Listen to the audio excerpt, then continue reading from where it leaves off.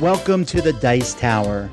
This is the Origins Summer Preview with the Dice Tower, done at the Origins Game Fair 2013 in conjunction both with the Dice Tower and the Game and Manufacturers Association, GAMA.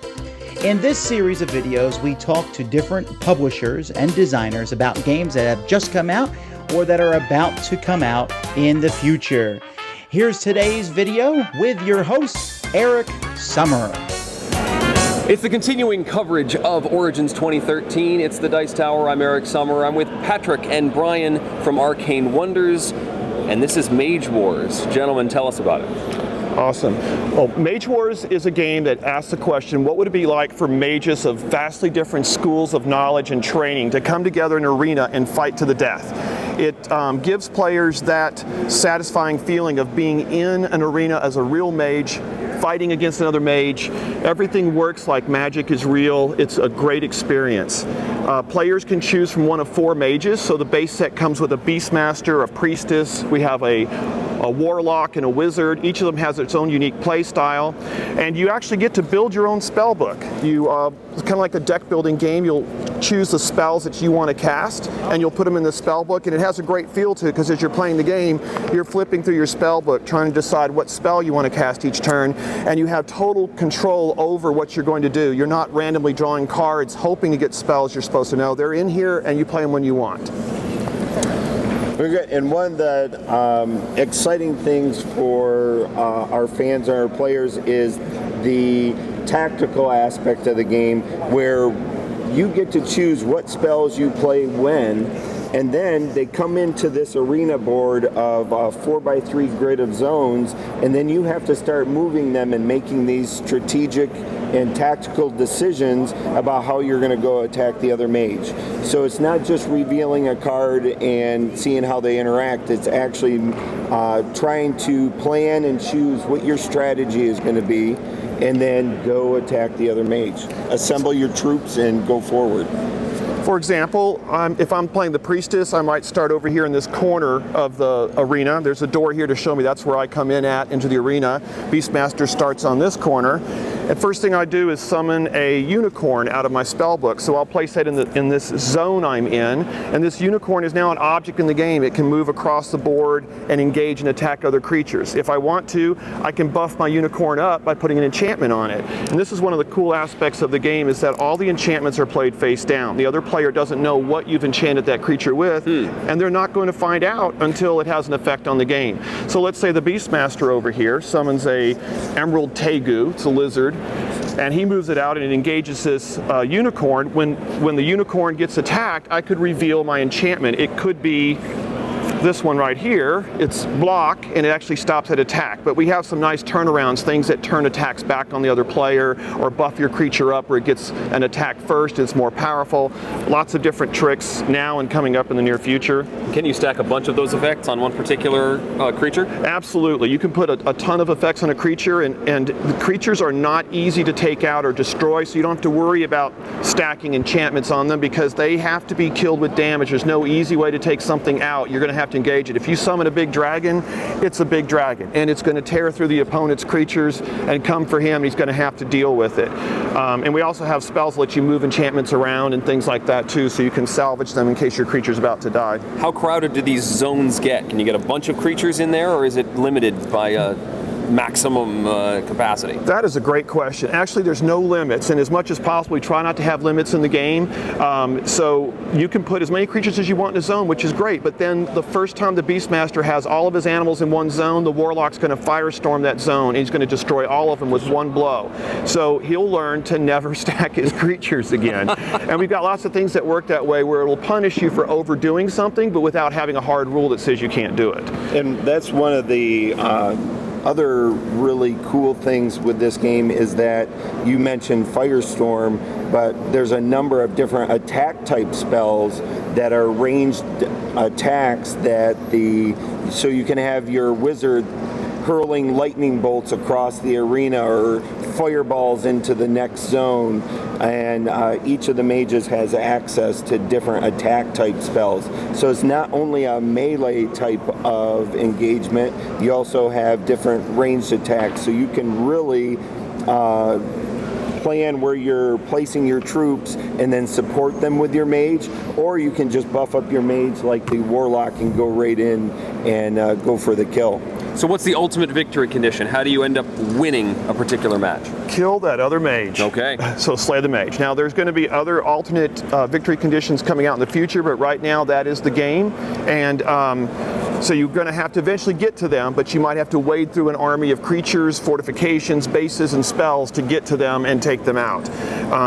As Patrick was saying, there's ranges for different attacks too, so it has this nice tactile feel, making Mage Wars a unique genre, a combination of customizable card games and miniatures at the same time. So what comes in the base box? You buy the base master set, what's in there? Okay, you get a lot. You're going to get 330 spell cards, so it's plenty to build all 4 mages and have plenty of spells left over to customize those mages. You're going to get 10 dice, and this is the only luck in the game, is these dice. We didn't want attacks to be automatically predetermined like a game of chess, and it adds a lot of fun and excitement to the game. It's a minimal amount of luck. So you also get 2 spell books to keep your spells in. You get the game board. You get well over 100 markers and status boards, which are in here. And that's where you keep track. I'm going to let him go for now. That's how you keep track of your mage's damage and his mana that he has. Okay. Right.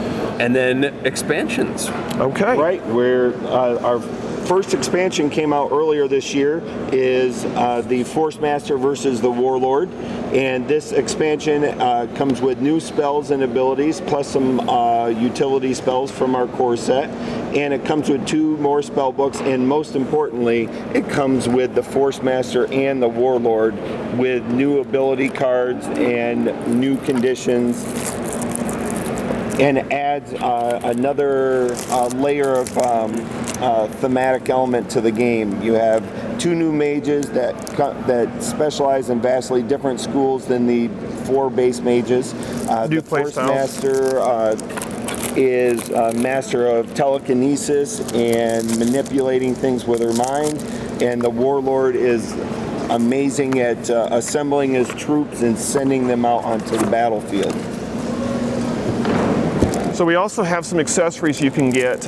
We have some spell books, and we have more of these coming, but this is one pack you can get. It's just new cover art. This is a white, like a holy book, and it's good for the priestess. And there's a green nature style book, which could be used by the Beastmaster, but also by the coming druid, the shaman, and the enchantress, and other nature type mages. So it's a customization for your particular spell book. Since you've customized the cards inside, you want a cover that will match. Exactly. Yeah. We're, players over time will build a library of the mages they have, and then they'll decide, what are you coming over to play? I'm going to bring my warlock. Okay, well I'm going to go ahead and bring my necromancer to fight him. We're both going to be dark, so I'll pick through and pick the spell book I have. We also have some action markers that we're selling, and this gives you 2 new colors so you can play a multiplayer game of 3 or 4 players at once with new action markers. And one of our things we're most excited about is our Conquest of Kumanjaro expansion. And this just premiered here at the show, correct? This just premiered here at Origins. And what this does is we have an alternate Beastmaster, which is a female Beastmaster, the Jok'tari Beastmaster, who specializes in nature magic. And she is protecting her lands from the Malachi priests that are coming in to try and convert everybody to their way of life, their religion. So we have the male priest also coming into the mix, providing our players with new alternate forms of the base mages, and then also with brand new abilities. So they play with the same spells. This Beastmaster uses the Beastmaster's original spells, but she has new abilities that lets her use them in a new way. Same thing with the priest, which is a good comparison to the priestess. He can use all of her spells. She's a little bit more of defense. She's going to build a base of operations. She's going to have clerics. She's going to do healing and protection. He's more of a frontline fighter. He's all about wrath and retribution. He's going to move to the front lines and try to take down the enemy in person. He's actually going to be a good matchup for the Warlock. And then we also, for retailers, have our organized play kit. So in this kit, we have a poster, and this next organized play is Unholy Tide. We have an event guide and a story guide. So what happens is retailers can use these events to help drive our storyline.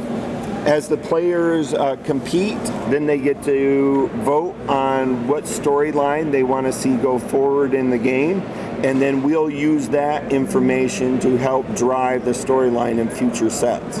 Excellent. So if you're a retailer and you wanted to get involved in some organized play stuff, where do they find you? Every major distributor across the globe is selling Mage Wars. So, and they've got these kits for retailers. They have these kits. These kits are available right now, and they come with 36 gold foil stamp promo cards, and we give suggestions for ways to give them out. This is our story guide, which is the heart of the kit, and it's got these great little scenarios we have with winning conditions. Oh, wow. And there's 9 different ones in there, so it lasts 9 weeks of play, and you can give out 4 cards a week, or they can do whatever they want. We encourage retailers to use it in the best way that suits their store. And the best way for listeners listening at home, viewers at home, where do they find out more information about Mage Wars? Well, go to our website, www.magewars.com. We've got tutorials to teach you the game and walk you through every step of it. We've got extensive information on the cards, the spells, the creatures, strategy guides, our forums where you can discuss the game and strategy tips. Highly encourage everyone to please come join our forums. Come see what's happening in the exciting world of Mage Wars. See what we have. We're posting news on what's coming up next. Also having discussions about strategy and tactics about what we already have out so far. So it's a growing community of a number of fans across the globe that love Mage Wars and are looking forward to seeing it in the future. So. Brian, Patrick, thank you for spending some time with us. Thank you, Eric. And best of luck with the future of Mage Wars. Why, thank you so much. Thank you. Thanks so much for watching The Dice Tower and the Origin Summer Preview. We'll see you next time. I'm Tom Vassell, and you've been watching The Dice Tower.